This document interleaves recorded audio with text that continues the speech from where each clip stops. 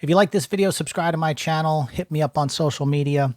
But let's get right to it. So I was able to watch Falcon and the Winter Soldier, the first episode, and I am a huge Captain America fan. I loved how Avengers Endgame ended.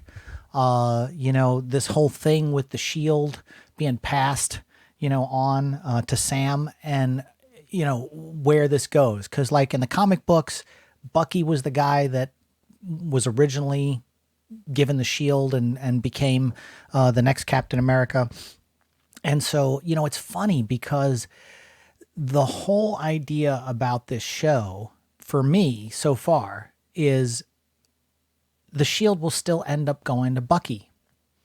Because it seems like Anthony Mackie's character, Sam, he doesn't, he's struggling to be that symbol of hope.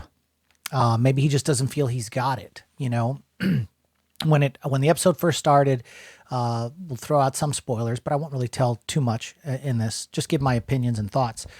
I loved seeing Don Cheadle in this thing, man. I mean, Rhodey right there, it's like it gave me chills. I was like, I really felt like this was an extension of Endgame. And, you find out it takes place like 6 months after the events of Endgame. The action sequence in the beginning of the episode was on par with anything we've seen Marvel put out on in any of the feature films. So I loved it all. And the stuff with Sebastian Stan playing Bucky, the scenes that stood out for me the most were when he was with the psychiatrist. Some of the cinematography and the composition of those shots was beautiful. I mean, and I didn't mind. I talked to a friend of mine in text, and he thought it was a little slow, and I can understand that. But for me, I loved the character building. I loved that slow pace because, we never really had an opportunity to learn who Sam is, other than, Captain America making laps around him, in the mall there in DC. And then, forming their relationship. We know more about Bucky than we do Sam. And so it was really nice seeing this, still the impact of the blip, the 5 years, where he vanished and then was brought back. And what happened is, because he wasn't the other half there with his sister, that they're going into bankruptcy and losing, this shrimp boat that the family had. I guess it's like a shrimp boat, fishing boat. And I loved all that backstory, and I loved seeing all these new, fresh faces coming into this world. I did agree with my friend that there was a couple of little weird plot holes in the writing as far as like why Sam is broke. Like, I get that he vanished for 5 years, and I get that, like, after Civil War, I guess, when he picked a side, I guess the military stopped giving him his pension or stopped, pulled the rug out from underneath him because he was on the run or whatever. But you would think, like, Stark Industries, I mean, it was funny because even the guy at the bank, when they were going for the loan, had said, is there not a heroes fund? Because it makes total sense. Like, they saved the planet from being destroyed and they brought back everyone from the blip. So why would they not have pensions for life? I just don't get it. I don't know why. And I think they understood in the writing that needed to be explained, but explained it as a question as to, why isn't there a fund for the heroes? Where's your salary coming from? And, and if Falcon's been doing these missions for the military or the CIA, then, how is he not being paid in some capacity? I get that a bank needs to see pay stubs and everything, but I just thought it was a little bit of a stretch. I mean, I feel like they might have been able to explain that a little bit better. But you know what? I think like they touched on it and then they moved on. And, now we have this drama, this build up between, Falcon and his sister. I loved all the actors in this. Lieutenant Torres, played by Danny Ramirez.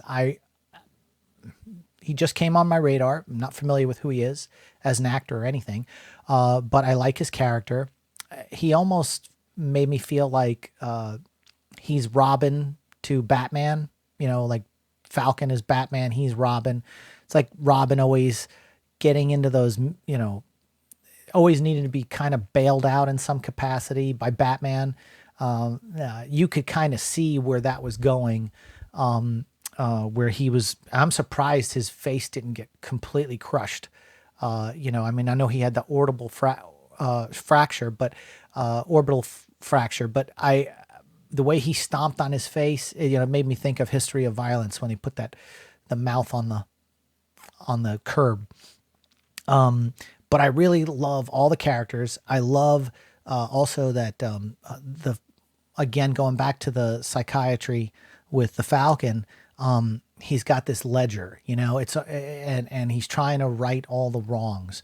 It's kind of like, you know, Black Widow, always having red in her ledger and trying to do the right thing. And now, because the Winter Soldier is no longer the Winter Soldier working for Hydra, he's, you know, trying to make ends meet. And what's funny is when he meets with the older man, and because he had killed his son, it reminded me of a story that I had just heard recently about a 14-year-old kid, like 25 years ago, had shot and killed this guy's son. And the father, for 5 years after the kid was put away in prison because he was 14 years old, couldn't move on, and then wind up befriending and going to the prison and talking with this kid who is now older. And, you know, they formed a friendship and forgave each other, you know, and I had heard this story and I was like, wow, that's powerful, powerful stuff. And I almost feel like, you know, almost like Law and Order, this is ripped from the headlines. Like somebody heard that story and was like, wow, what if he went back and met with a father? And I think at some point he's going to have to come clean and tell him what the deal is. And he, you know, and then that maybe they'll form a friendship, and the one thing that the old man could give him is forgiveness.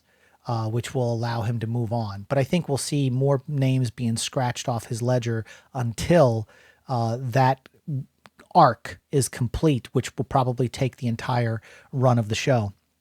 I like the runtime. I hope the rest of the episodes like this. That was one of my issues with even like The Mandalorian. You'd have one episode that was 30 minutes, one episode that was 27, then it would jump to 46, and it was like, it was all over the map. So I'm hoping that Falcon and the Winter Soldier stays consistent with this runtime. And I just enjoyed the pace of it. It was refreshing. It was fun. And again, like, you know, this is really the biggest thing that's come out since Avengers Endgame. And so to see this continuation of the story really just hit home for me. I enjoyed the hell out of the first episode of Falcon and the Winter Soldier. What did you guys think? Let's talk about it in the comments section, and we'll see you on the next one.